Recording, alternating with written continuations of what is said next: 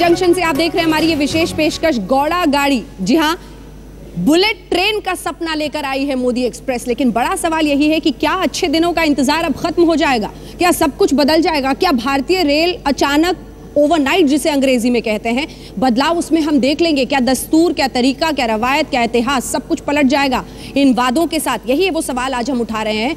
लेकिन उससे पहले कुछ तस्वीरें जिन्होंने आज परेशान किया पूरे देश को। ये तस्वीरें थी कुछ कांग्रेसी नेताओं की जो रेल मंत्री के घर के बाहर पहुंचे थे।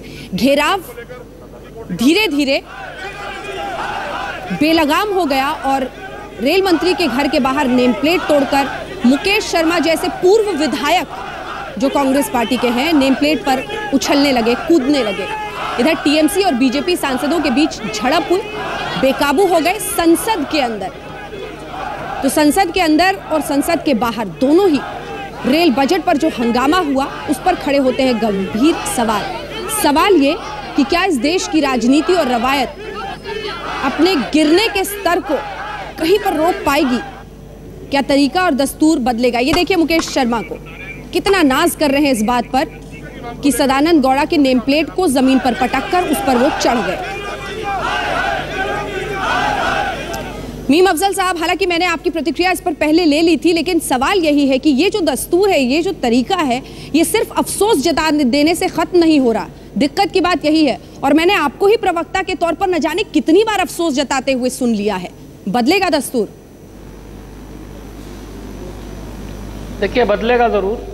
और आपको याद होगा कि कुछ दिन पहले एक भारतीय जनता पार्टी के लीडर ने दिल्ली के अंदर स्याही फेरी थी और उसकी भी सबने निंदा की थी और उसका नतीजा कुछ सामने भी आया था। मैं ये मानता हूँ कि ये सब पॉलिटिकल पार्टीज़ को ये समझना पड़ेगा कि हम लोगों को किस हद तक जाना चाहिए डेमोन्स्ट्रेशन के अंदर, अपना जो मुजाहरा हम दर्ज करते हैं उसके अंदर।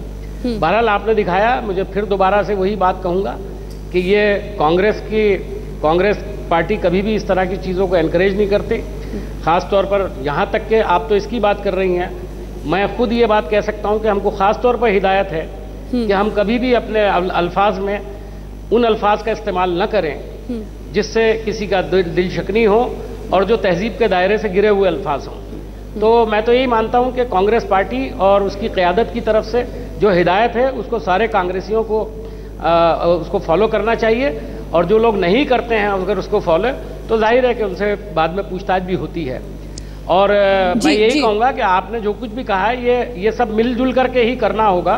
और हमको एक अच्छा निज़ाम बनाने के लिए अपने रवैये में भी एक तब्दीली पैदा करनी पड़ेगी। कैप्टन अभिमन्यु, संसद की भी तस्वीरें देश ने देखी, बीजेपी और टीएमसी के सांसद भिड़े। सवाल यह है उन तस्वीरों को देखने के बाद कि क्या तहजीब की परिभाषा अब देश के नेताओं के लिए बदल चुकी है? मेरा सवाल आपसे यह है कि रेल बजट के दिन आप ही की सरकार का रेल बजट और तब भी आप ही के सांसद बेकाबू हो गए। अंजना जी, तहजीब और मर्यादा ये तो समाज तय करता है और मैं इससे कतई भी सहमत नहीं हूं कि ये राजनीतिज्ञों के लिए ये गिर सकती है या अलग हो सकती है। मीम अफजल साहब ने जिस प्रकार से कांग्रेस के कार्यकर्ताओं की हरकत के ऊपर एक प्रकार से अफसोस व्यक्त किया है और मैं उनको मानता हूं कि अपनी पार्टी में एक संजीदा किस्म के वो राजनीतिक कार्यकर्ता हैं। अभिमन्यु जी, परंतु सवाल ये है कि वो अपने नेता के ऊपर अभिमन्यु जी, करेंगे एक क्या? सेकंड, दूसरा जो आपने कहा संसद में क्या हुआ? इसी संसद के बाहर नरेंद्र मोदी जब पहुंचे थे तो सीढ़ियों पर सिर झुकाया था उन्होंने। जी, मैं कहता हूं आपसे, बिल्कुल ठीक कह रहे हैं। संसद ये लोकतंत्र का मंदिर है और इसका सम्मान और इसकी मर्यादा, इसकी गरिमा हम सबको मिलकर के रखनी है। और आज भारत के संविधान नहीं, मैं कहता हूं 125 करोड़ भारतीयों का सबसे पहला इस लोकतंत्र का इष्ट देवता कोई है तो भारत की संसद है। और अगर संसद की मर्यादा के प्रतिकूल कुछ भी होता है तो वह उसका जिम्मेदारी, वो स्पीकर महोदया वो उसके लिए जिम्मेदार हैं, वो चीज़ों को लेकर के निश्चित तौर पर उनका संज्ञान लेंगी और जो भी किसी को शिकायत है तो वहाँ जाकर के उस शिकायत को कर सकता है। मुझे नहीं मालूम वहाँ क्या हुआ है, अगर कुछ भी ऐसा हुआ है जिससे कोई मर्यादा का हनन होता है तो निश्चित तौर पर वो अच्छा नहीं है और स्पीकर महोदया उसके वो संज्ञान ले सकती हैं और उनको हर प्रकार की शिकायत वहाँ की जा सकती है। ठीक है मोहम्मद सलीम साहब, हमने दोनों से अफसोस भी सुन लिया और दोनों से गोलमोल जवाब कार्रवाई के सवाल पर भी सुन लिया। अक्सर ऐसे सुना करते हैं हम, लेकिन मैं समझता हूँ जो भारतीय राजनीति का जो गिरता हुआ म्यार है और सांसदों का जो म्यार है, साफ साफ बोलता हूँ संसद होकर के भी उसका ही ये प्रतिफलन है, रिफ्लेक्शन है। और मैं नहीं समझता हूँ कि राजनीतिक दल, बड़े बड़े दो राजनीतिक दल, कांग्रेस या भाजपा या उस लिहाज से तृणमूल कांग्रेस, वो तो अफसोस भी नहीं जाहिर करेंगे, करते नहीं हैं उनके कॉन्डक्ट में, लेकिन ये दोनों दल अगर अफसोस जाहिर कर देते हैं, ये काफ़ी नहीं है। क्या कोई एक्शन लिया जा सकता है? क्या एक्शन ले सकते हैं? अगर एक्शन नहीं लेते हैं, हम 14वीं लोकसभा में देखे थे कि सांसद जब गलत व्यवहार किए थे तो कई को निकाला गया था। अब मैं 15वीं में भी देखा नहीं और 16वीं में नहीं देख रहा हूँ अब तक कि अध्यक्ष महोदय या महोदया कोई एक कार्रवाई करे, लेकिन करना चाहिए। हाँ, मैं आप दोनों से भी इस पर प्रतिक्रिया चाहती हूँ, खासतौर पर आपसे, क्योंकि आप पूर्व चेयरमैन रह चुके हैं रेलवे बोर्ड के। जो राजनीति होती है उस पर आप घबराइए मत, मैं संसद में जो हुआ या सड़क पे जो हुआ उस पर सवाल नहीं आपको करूंगी। राजनीतिक इंटरफेरेंस कितना है और किस हद तक है कि काम बाधित होता है मैं रेलवे का? इस मामले में सिर्फ अपने ही एक्सपीरियंस की बात करूंगा जी। मेरे कार्यकाल में मैंने कोई सीरियस राजनीतिक इंटरफेरेंस नहीं देखा। अगर मैं सवाल बदलूं और आपसे ये पूछूं कि राजनीतिक इंटरफेरेंस नहीं है अगर, तो क्या पूरी उदासीनता है? मतलब काम में जो प्रोएक्टिव अप्रोच होना चाहिए मंत्रालय की तरफ से वो दिखता है? लेकिन मैं इतना जरूर कहूंगा कि जो पॉलिटिकल लीडरशिप है उसका काम है विजन तैयार करना, उसका काम है डायरेक्शन देना, और इस मामले में वो उनका पूरा अधिकार क्षेत्र में आता है और वो नीचे बाकी ब्यूरोक्रेसी को फॉलो करना पड़ता है, और वो हुआ।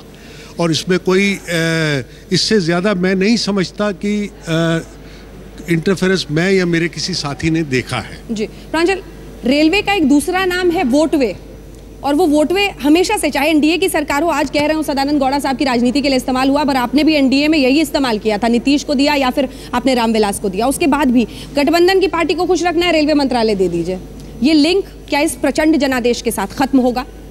मुझे लगता है आज का जो बजट अनाउंस किया गया है देवे गौड़ा साहब ने, उससे ये नहीं लगता कि उन्होंने सिर्फ अपने ही राज्य को और अपनी ही कॉन्स्टिट्यूएंसी को ज़्यादा फेवर किया है, तो एक तरह से अच्छी खबर है। लेकिन कर्नाटक के लिए हाँ 7 ट्रेनें जी, लेकिन अगर आप देखें कुल मिला के जो नई ट्रेनें हैं, हाँ। मैं एक नया सवाल करना चाहता हूं, जो पहले सलीम साहब भी कह रहे थे कि हम जब भी बजट को देखते हैं, रेलवे बजट को, हम उसका आकलन इससे करते हैं कि नई ट्रेनें कितनी आई, हाँ। कोई ये नहीं देखता कि जो पुरानी ट्रेनें चल रही हैं वो कितनी अच्छी ढंग से चल रही हैं। इसलिए अभी जब सलीम साहब ने भी कहा कि देखिए उत्तर को नहीं मिला या दक्षिण को नहीं मिला, मैंने ये भी कहा ट्रैक रिन्यूएशन के बारे में। हाँ, नहीं, मैं आपके सिर्फ आपकी बात नहीं कर रहा हूँ, मैं कह रहा हूँ कि ये बात देखिए किस तरह चलाया जा रहा है, इसके बारे में सही बात है। लेकिन हम लोग को सिर्फ यही देखना पड़ता है, जो मंत्री आते हैं, बत्रा साहब नहीं कह रहे हैं, बहुत संयम रख रहे हैं, लेकिन जो भी अफसर काम करते हैं वो निजी रूप से कहते हैं कि मंत्रीगण सिर्फ अपने ही कॉन्स्टिट्यूएंसी को, अपने ही वोट बैंक को खुश करने के लिए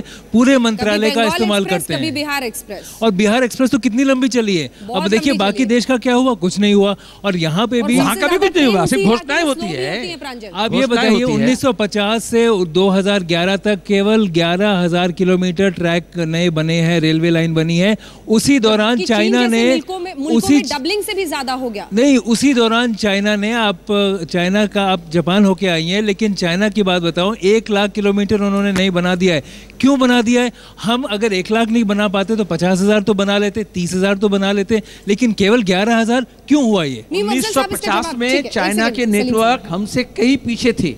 1950 में हम कहाँ थे और आज देखिए हम कहाँ हैं और चाइना कहाँ है। इसका जवाब दीजिए जरा।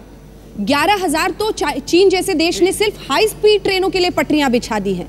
हम क्यों इतने पीछे रह गए? अभी भी लगता है कि हम 10 कदम आगे बढ़ेंगे तब भी चीन से 100 कदम पीछे रह जाएंगे।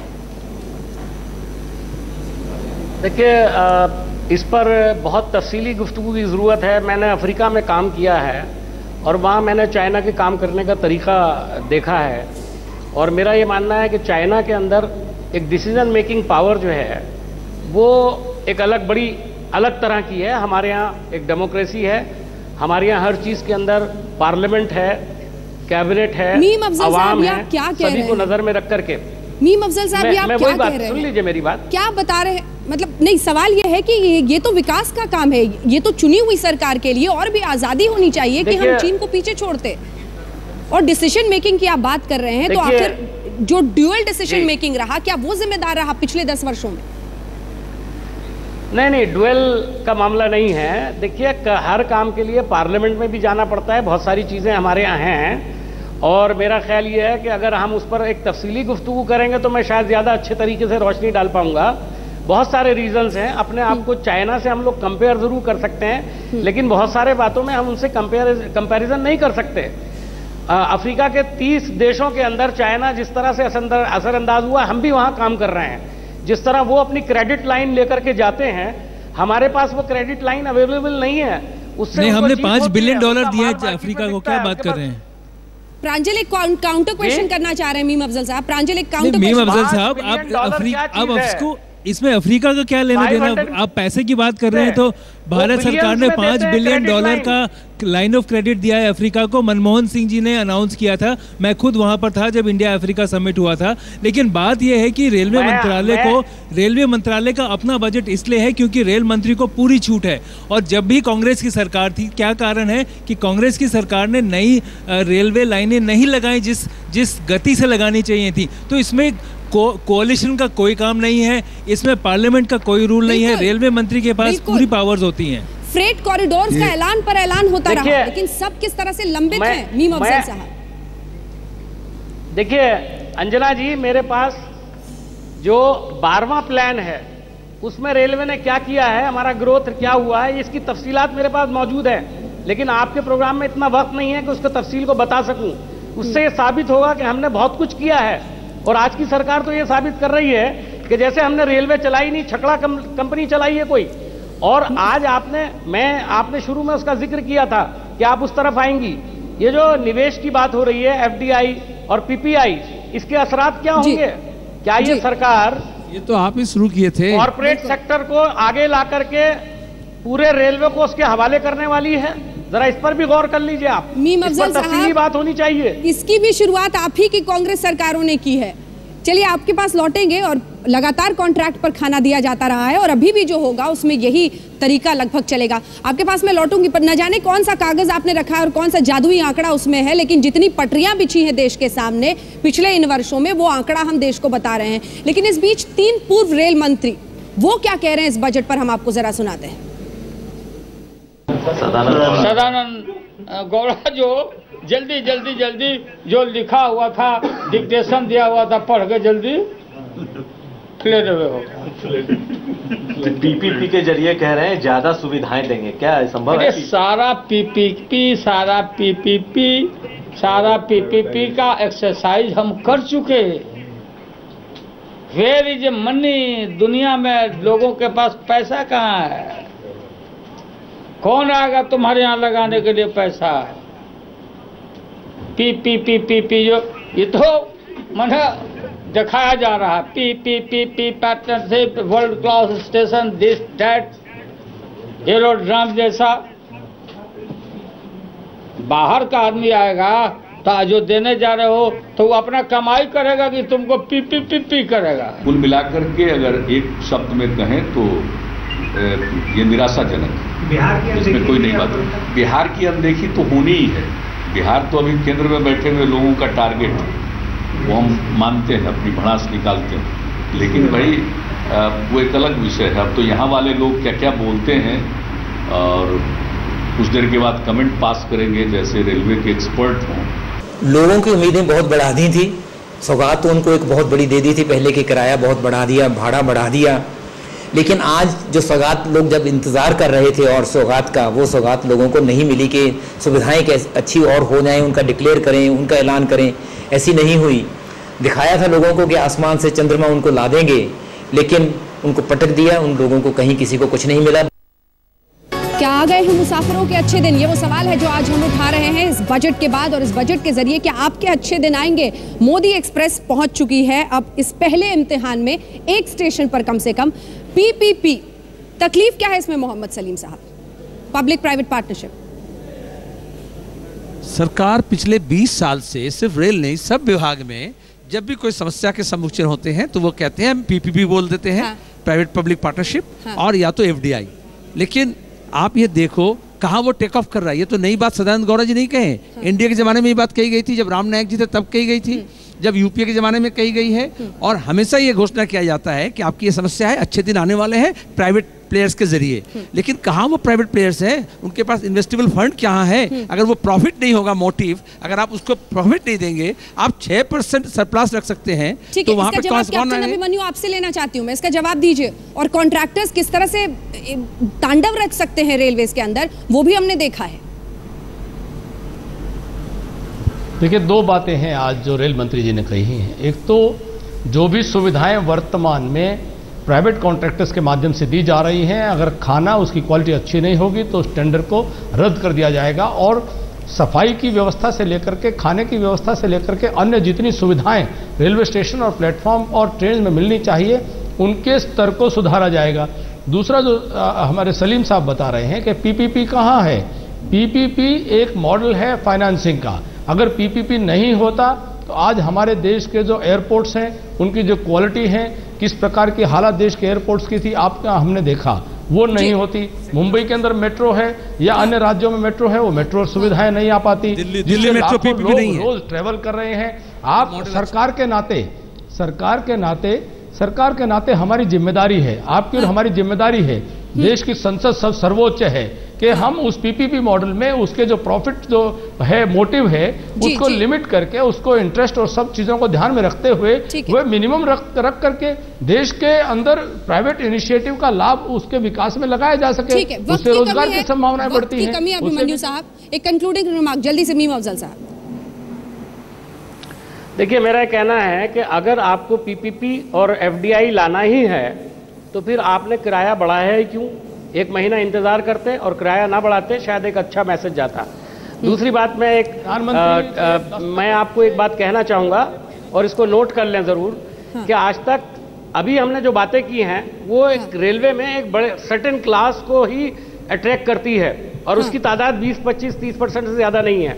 70% लोग जो सफ़र करते हैं वो गरीब लोग हैं, उनके लिए इस बजट के अंदर कोई ख़ास बात मुझे दिखाई नहीं देती। मैं यही कहता हूँ कि पहले लोग, आवाम जो हैं, वो ट्रेन पर सवार होते थे, मुझे ऐसा लगता है आने वाले वक्त में ट्रेन आवाम पर सवार हो जाएगी। प्रांजल, कंक्लूडिंग रिमार्क। नहीं, मैं इसे नहीं मानता। देखिए, अगर मुसाफिरों को, यात्रियों को सस्ती अच्छी सुविधा मिले, ट्रेन टाइम पे पहुंचे, स्टेशन साफ हो, तो वो सरकार दे रही है या निजी कंपनी दे रही है, उससे यात्रियों को कोई फर्क नहीं पड़ेगा। बत्रा साहब, इस पूरे बजट में फ्रेट ट्रैफिक जो रेलवे का मेन दारोमदार है, जिससे रेलवे की सबसे ज़्यादा आमदनी होती है, उस पर ज़्यादा जोर नहीं दिया गया। और फ्रेट कॉरिडोर के बारे में सिर्फ एक लाइन कही गई कि उसकी प्रोग्रेस मॉनिटर की जाएगी, इसके आगे क्या होना दिशा निर्देश वो बिल्कुल नहीं दिए गए। इसमें दर्शिता, जल्दी से। मैं कह रहा हूं कि ऑलरेडी जो ट्रेन में सफ़र करते हैं, जहां कॉन्ट्रैक्टर दिया गया हाउसकीपिंग में, वहां देखिए क्या हालत है। जब पहले डिपार्टमेंटल थी, वहां क्या सर्विस मिलता था, चादर हो, चाहे तकिया हो, चाहे हाउसकीपिंग हो, और आज क्या मिल रही है, कैटरिंग के बारे में वही इस दिशा है। इसी के साथ इस कार्यक्रम का अंत करते हैं, लेकिन इस ऐलान के साथ और इस गुजारिश के साथ कि अगर रेल मंत्री सुन रहे हो, देख रहे हो, तो आज तक की तरफ से न्योता है, अभी तक तैयार नहीं हुए ट्रेन पर सवारी के लिए, आप चलिए हमारे साथ, जो इस वक्त व्यवस्था है उसको जरा करीब से देखिए, और यात्री बनकर जब आप निकलेंगे तभी जमीनी परिस्थिति को आप समझ पाएंगे। बहरहाल, इस विशेष पेशकश में इतना ही, लेकिन देश दुनिया की बाकी खबरों के लिए आप देखते रहिए आज तक।